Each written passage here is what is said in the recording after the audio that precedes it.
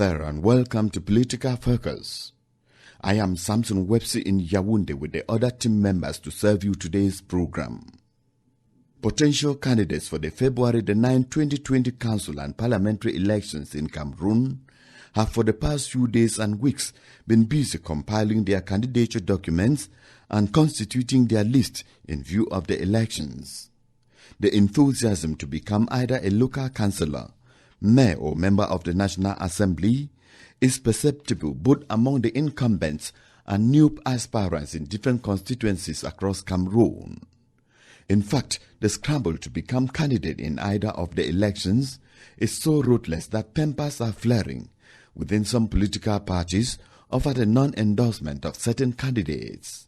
Influence peddling and outright bribery and corruption are being employed by some candidates either to be included as simple members on a list or to be the head of the list. This happening at a time when the National Anti-Corruption Commission (CONAC) has embarked on a nationwide crusade for a corruption-free elections. But perhaps what is even most disturbing about the current fray among candidates fighting to take part in the forthcoming elections is the widespread tendency within some political parties to push women candidates to the back burners. In most cases, women are either systematically put at the tail end of the list or their numbers on the different lists are insignificant, being just enough to blindfold the public about the requirement of gender consideration. The situation is akin to what we have seen in previous elections when female candidates under-ended up as alternate members of the National Assembly or ordinary councillors, with very few of them actually becoming members of parliament and mayors in the different local councils. To all intents and purposes, this is clearly a paradoxical situation when we consider that women often make up the majority during most political rallies in Cameroon and therefore constitute a big force that can tilt the vote in favor of any list of candidates or political party. Yet, be that as it may, many women and gender advocacy groups seem to be saying that this time around, they will no longer accept to play second fiddle within Cameroon's political ecosystem, for henceforth, they will want to stand up and be counted. Stay tuned. I will be back in a moment.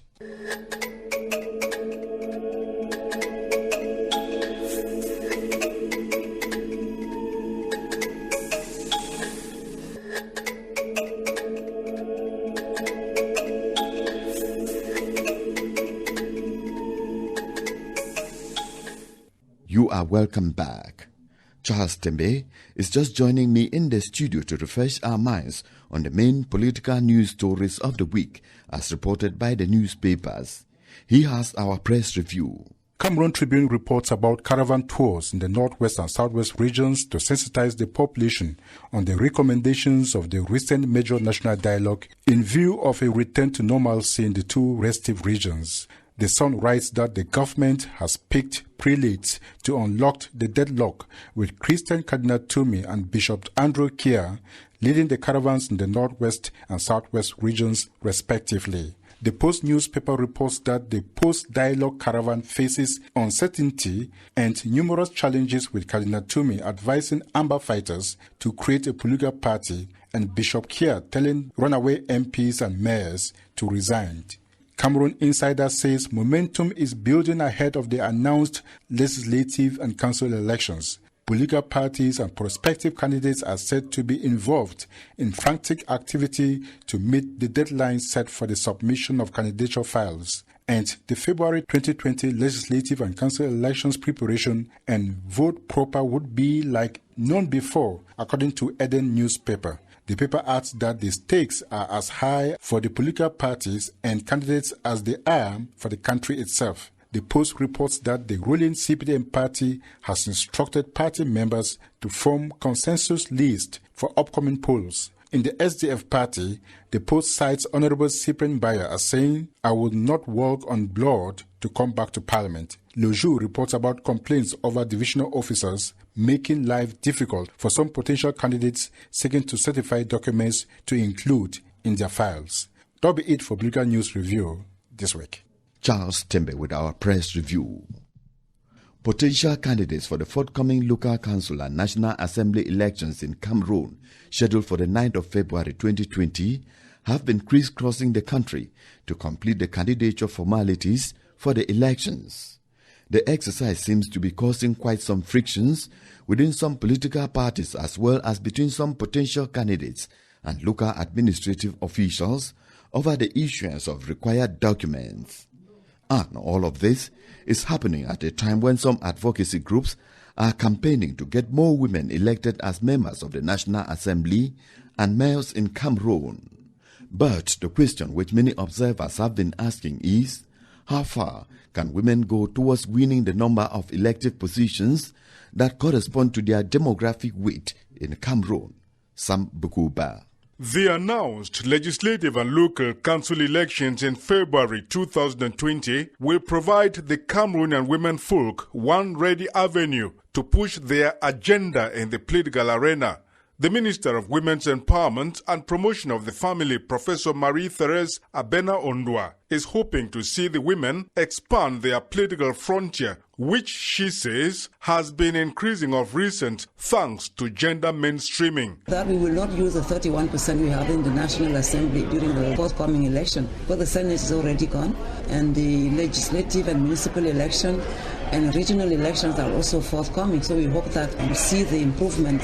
It is my hope that gender mainstreaming will be taken into account so that we can see an improvement in the representation of women, as we have been seeing lately. In fact, women have been claiming more leadership positions in Cameroon. For instance, 21 of the 438 appointed administrative officers are women. Yet, women continue to be disadvantaged in the pursuit of political headship, despite representing more than 50% of the population. Sametekla, a communication officer with UN Women, asserts that a greater involvement of women in political elections will spur other women. The more women we have represented in political or elected offices, you have a more positive response, because now other women believe that, oh, she can do it and I can actually support her, because this usually stems from our sociocultural context where women are not used to taking the forefront in political issues. So fellow women would feel like, oh, she cannot do it, so there is no point supporting a woman who is going to fail. So because of the success stories that we already have, we have a lot of successful women in politics these days. For example, we have Kawala, who is a very strong woman. We have several women in different political parties who take up key roles. We also have Madame Joya, who plays a key role in the parliament these days. And we have lots of women. And you know, at the local level, the women also play a key role. They are the flag bearers of the political parties. And more women getting involved in politics and in elections will be down to advocacy. Valerie Menge Ango is Program Manager of Leadership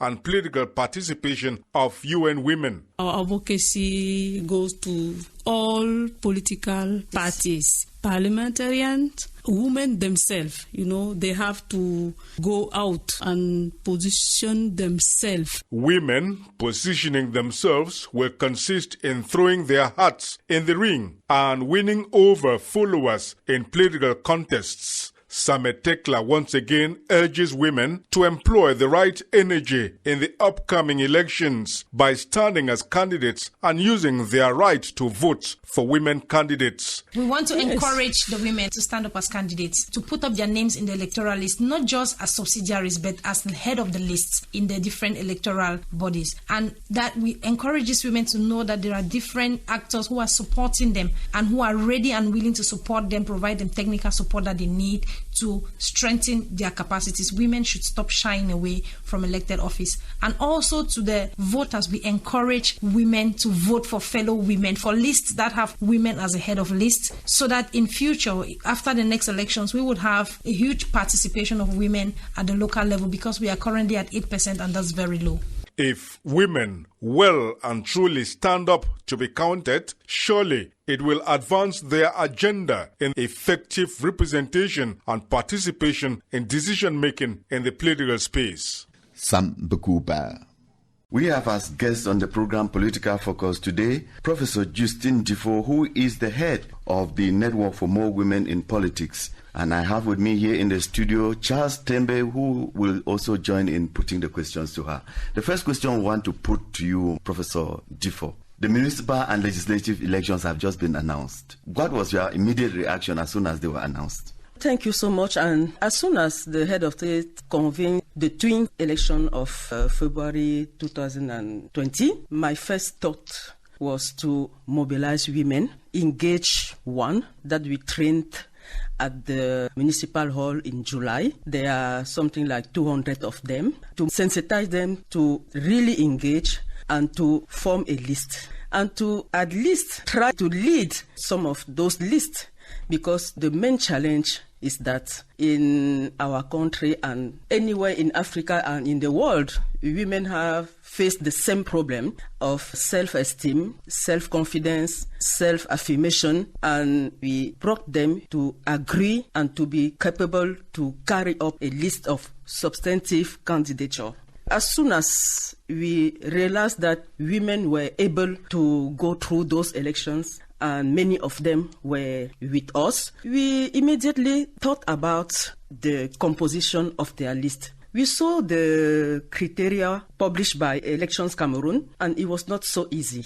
It was not so easy for men, and especially for women. That is the reason why we gathered something like 200 women at the Ministry of Communication in a big hall for 2 days. That's Friday and Saturday. And we gave them the tool how to compose their file and the declaration. You cannot imagine that. Even some men call us, but I have the duty to follow up the women candidature for now. So some people was asking themselves what the declaration of candidature look like. Is it a paper that the candidate writes himself, or any application form on which they are going to fill, and how by the end of the day they can be sure that the form is the good one? You know, in that case, we noticed that no one was taking into consideration the fact that the same declaration have to be stamped at the police station and the signature deposited at the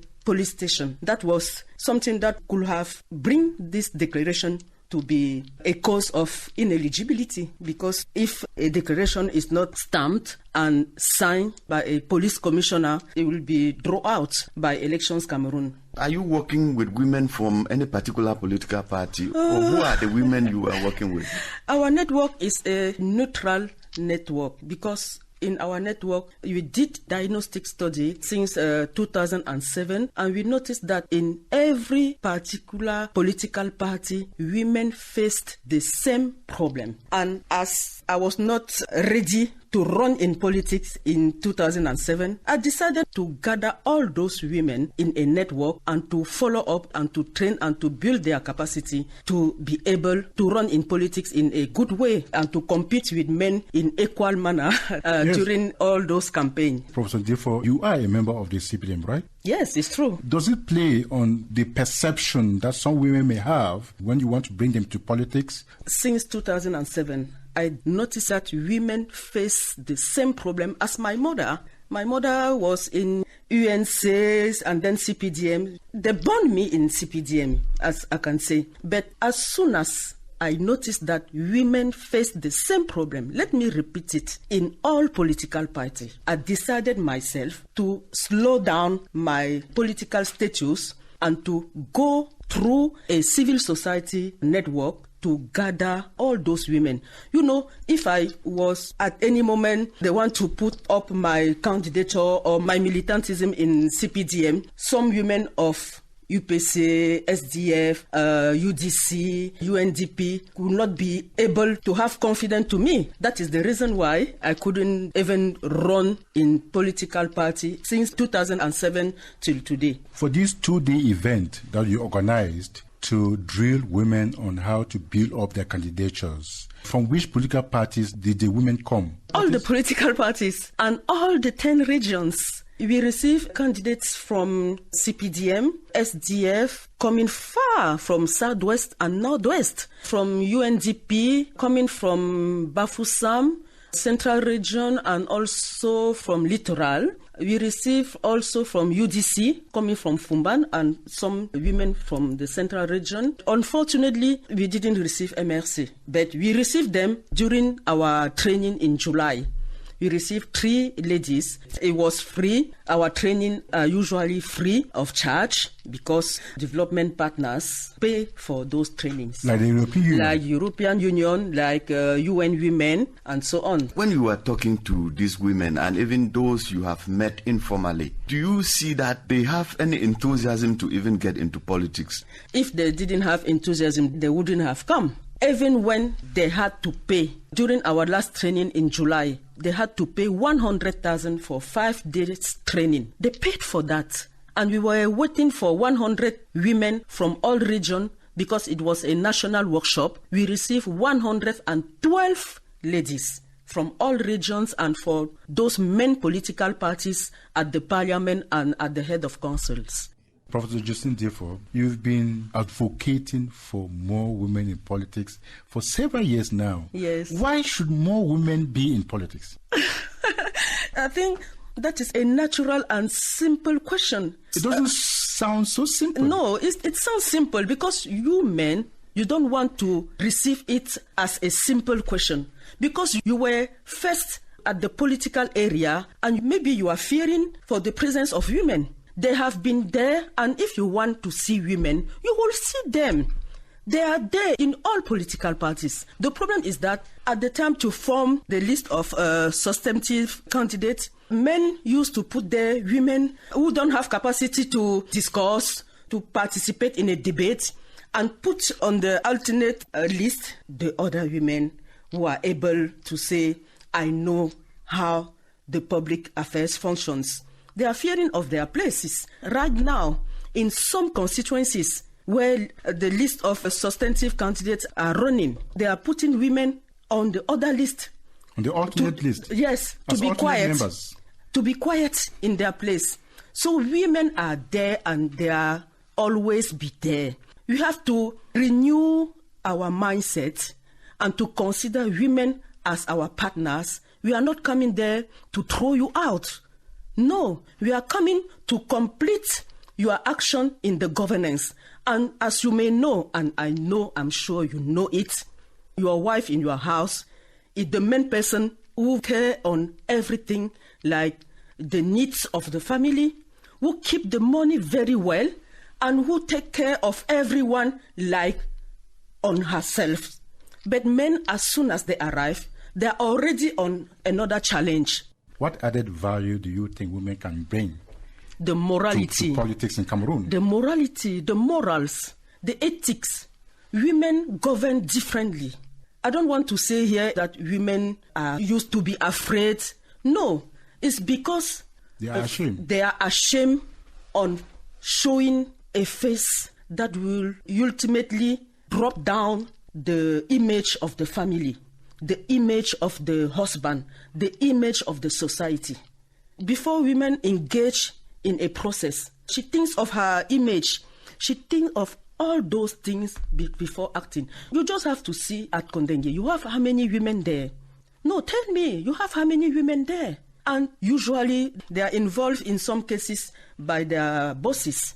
They are not directly involved in those different investment cases because they know how to give life and they know how to protect life and they know how to protect public goods when they give them the occasion to govern. The paradox has always been when we go to political rallies, whether it's CPDM, SDF, NUDP, UDC, the majority of those who are in the crowd, women. They are women. But sometimes because of the discipline of the party, those men say, no, let us make the list. I know where I'm going to put you. Let me tell you a story. I have a candidate who just called me and said, Prof, please tell me, we have a consensual list here, and I was the head of my list. But I'm very afraid of the fact that the head of the departmental commission is telling me that for now, there is no head of list. I just have to wait until the publication of the list. I said, no, that is lie. Don't agree. Follow up your file. You have to track it until the end of the process to know who is the head of that list. Maybe he has someone that we have to put there. Those political parties are led by men. And women, unfortunately, used to follow.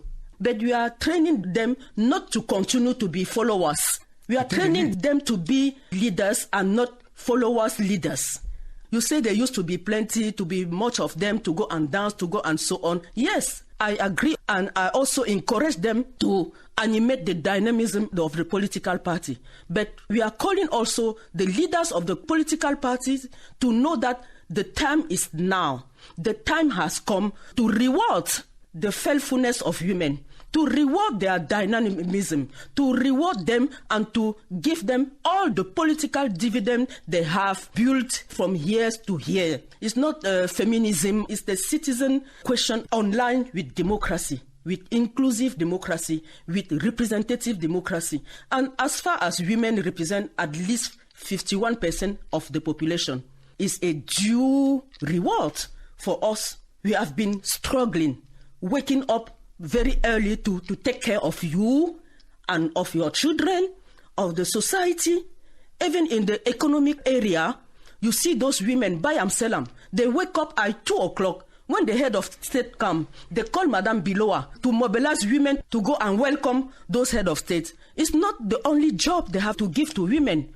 We have more value than that. Women have more value than that. Is your network more concerned about quantity, or you are also concerned about the quality of women who should even head the list? My brother, if you were also only concerned by the number, we wouldn't have organized a national workshop to build women capacity on how to behave, on self-esteem, self-confidence, or how to govern otherwise. Because when they come in politics now, they are going to govern not like they used to govern. They are going to govern with result-based management. We gave them tools for result-based management, for human action management, taking into consideration the needs of population. By so doing, let me tell you that in upcoming weeks, we are going to train 100 candidates. Now, those who have been invested by the political parties, 100 per region, so that at the end of the day and before the campaign, we will have trained 1,000 candidates in the nation. When you look at those who are currently there now in Parliament, in the Senate, and the councils, when you look at what they are doing, what do you tell yourself? Are you satisfied with their output, or do you say we still have a long way to go? If you have gender included in the electoral code, it's because we had women there in the Constitutional Commission who were following the fight, who was following the advocacy, who were sensitized to see if the law is gender mainstream. And even though their presence there, since there are 56 MPs at the National Assembly and 26 female senators, no bill can be discussed without the gender mainstreaming. So gender lenses are there, and we bear our program on them through the virtual forum we create to remain with them and to communicate with them at any moment. Don't see the fact that they don't used to go to TV in debate. Why don't they go for debates and TV shows? It's a choice. In political party, I don't know what they used to say, because if a female MP go there and say something, they will say, that is the position of her political party. And by the end of the day, maybe she will be given some account. I think that is the main reason why they are not shy, they are reserved. For you to succeed in your campaign, you must also make the men to understand that women should be given the positions they deserve. Men-to-men advocacy. What has been your advocacy towards the men? Men-to-men advocacy. As you know, since 2014, the former Secretary General of the United Nations set up worldwide a program called He for She Ambassadors. And the same program had a repercussion in Cameroon, headed by the head of state at Hilton Hotel with the former Prime Minister Philemon Yang. So in Cameroon, all those ministers normally, because the impulsion came from the President of the Republic, all of them know what to do. the role also of this broadcast is to remind them that if they involve women, it's because internationally we agreed to enter in this program of he for she ambassadors, and also because involving women for a planet 50-50 by 2030 is a duty, is a right for women. It's not a favor that they are doing for women, because worldwide, all countries are involved in the realization of the Sustainable Development Program, which will be evaluated in 2030 for a planet 50-50, which means if today we don't make our best to involve more women in elective position, more women in the government and whatsoever, maybe we can be surprised by 2030 to see that Cameroon will be the last on the list of the international evaluation. What would be your message to the electorate, that they should vote the women candidates or they should vote the best candidates? Both, because the best candidate will have, fortunately, and I hope so, involve the needs of youth and women in their political program.